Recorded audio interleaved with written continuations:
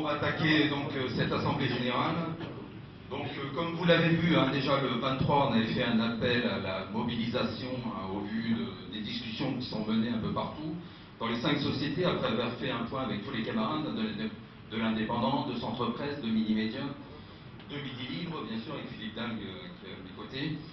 Depuis un an, nous sommes en lutte depuis en fait l'annonce par la direction de la mise en œuvre d'un plan social aux journaux du Midi. Donc les 5 sociétés dans lesquelles la FILPAC CGT est présente, nous sommes en lutte depuis un an pour essayer de sortir du plan social dans lequel la direction essaye de nous enfermer.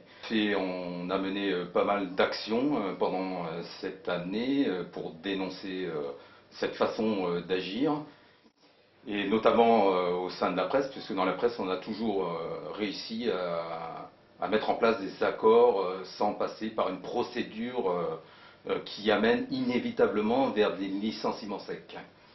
Et aujourd'hui nous réunissons l'ensemble des salariés en assemblée générale pour faire un point, parce qu'on est dans la dernière étape de la procédure, sur la procédure et sur un accord cadre qu'on a essayé de mettre en œuvre, qui n'est pas signé aujourd'hui, et je vais chercher le mandat auprès des salariés pour pouvoir signer cet accord cadre. Mais sauf que la direction apparemment revient dessus, et ce n'est pas fait, et on essaye, d'après les dernières infos que je peux avoir, on essaye de nous imposer le PSE, avec inévitablement derrière l'envoi des lettres de licenciement. Voilà la situation d'aujourd'hui au niveau des journaux du Midi pour la FILPAC CGT. Les annonces qui ont été faites, c'est 158 suppressions d'emplois au niveau du groupe Journaux du Midi, donc des 5 sociétés. Bon, à la rentrée, malgré tout, tous les communiqués qu'on a pu faire, les déclarations de comité de groupe, l'accord de Meutun a fini à la poubelle, et ils sont revenus, c'est là qu'ils sont revenus à la rentrée avec la présentation d'un plan de départ volontaire. C'est la grande mode, ça aussi. On fait croire aux salariés que le départ volontaire va tout régler, qu'on éviterait tous les licenciements secs. Vous le voyez, dans beaucoup d'entreprises, on ne parle plus de licenciements secs, on dit il y aura des départs, des suppressions de postes, mais on ne parle pas de licenciements secs.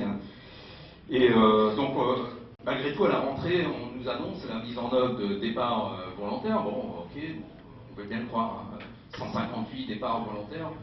Bon, et c'est là qu'en effet, au comité de groupe, on pose la question au comité de groupe, est-ce qu'ils ont fait une estimation de départ possible par rapport aux âges, à la pyramide d'âge? On demande la pyramide d'âge d'ailleurs au comité de groupe pour voir un peu si ça peut être réaliste. On demande à la CECAFI de se pencher sur le sujet pour voir aussi si c'est réaliste.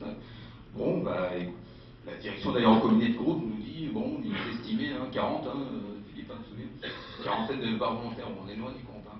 Mais comme à Midi Libre en général, on est un peu moins habitué à toutes ces choses-là, je crois qu'il faut être très clair.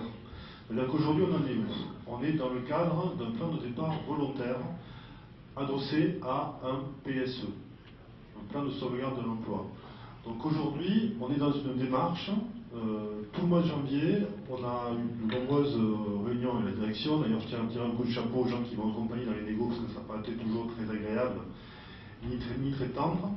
Donc on a négocié un par un les postes, et on a essayé de limiter la casse au maximum. On partait avec au départ 56 postes supprimés, tous services confondus. Aujourd'hui, à l'heure où je vous parle, il n'y a pas un poste de syndiqué touché. Tous les syndiqués sont mis hors plan de départ volontaire. Les postes sont sauvegardés, et on a aussi sauvé beaucoup de postes de non-syndiqués, puisque nous avons été élus par une majorité côté employé, et nous avons eu la représentation des cadres. On nous a consulté sur le plan de départ volontaire, c'est-à-dire que la consultation du CE, qu'on dise oui, qu'on dise non, c'est pas grave, le CE a été consulté, on part directement dans le plan de départ volontaire. On avait demandé des modifications sur les organisations, puisque pour la première fois dans l'histoire de Midi Libre, côté administratif, nous allons participer aux négociations pour la réorganisation des services. C'était jamais arrivé ça. Donc aujourd'hui, nous avons reculé le CE de Midi Libre au 20 février, de manière à ce que la direction ait le temps de modifier les points sur lesquels nous étions en désaccord. Par contre, ce n'est pas la fin, c'est le début. Maintenant, on a besoin de toutes les mobilisations, et on a besoin qu'une force unis, marchent ensemble pour arriver à faire pression sur la direction. Parce que si on ne fait rien, je vous garantis des lettres de licenciement. Oui, encore une fois, sur Midi Libre, le plan social qui est en cours depuis 1 an, c'est simple, hein, c'est une procédure dans laquelle il y a à la base 3 CE, si je ne me trompe plus, enfin après on n'est plus à CE près. 3 CE, et derrière ces CE, en effet, là c'était le dernier pour Midi Libre qui a été acté, donc la responsabilité est lourde quand même. Ça veut dire que sur le dernier document qui a été modifié et présenté par la direction, le CE est consulté. C'est-à-dire que tout de suite derrière va s'ouvrir les départs, le guichet de départ volontaire. Et encore faut-il qu'il y ait des volontaires. Parce que les suppressions de postes qu'il y a dans le document, elles y sont. S'il n'y a pas de départ volontaire, ça finira avec un... On a fait un point avec la juriste de la CECAFI, il restera un CE pour basculer derrière, tout de suite derrière avec les lettres des licenciements. Pour vous dire que la situation est quand même assez grave.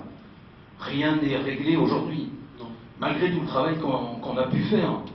Le problème, c'est que là, ce qui se passe côté Midi, c'est qu'on est enfermé dans cette procédure dans laquelle on veut échapper pour les entreprises, les sociétés, dans lesquelles c'est possible.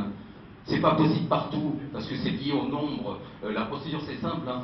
Sur un plan social, c'est plus de 10 licenciements, c'est un plan social obligatoire. C'est la loi. L'ouverture du guichet de départ, ils ont réussi à retarder un peu, mais ça y est, la procédure est en cours.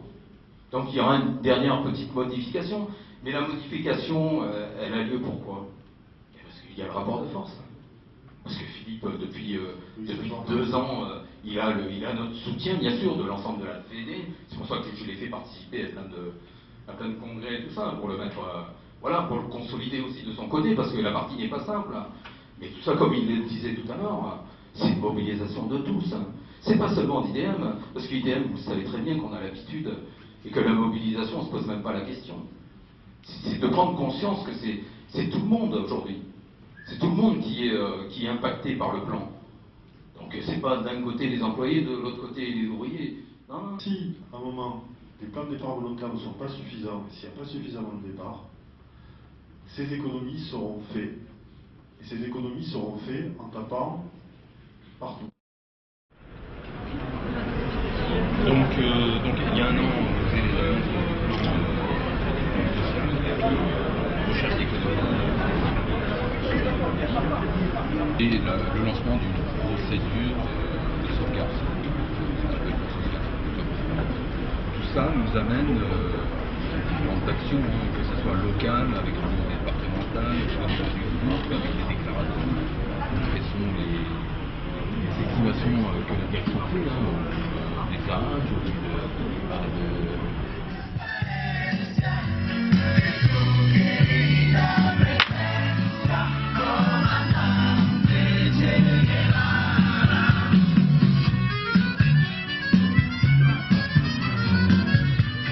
SDF, chômeurs, ouvriers, paysans et immigrés sans papier, ils ont voulu nous diviser pour dire qu'ils y sont arrivés. Tant que c'était chacun pour sa gueule, leur système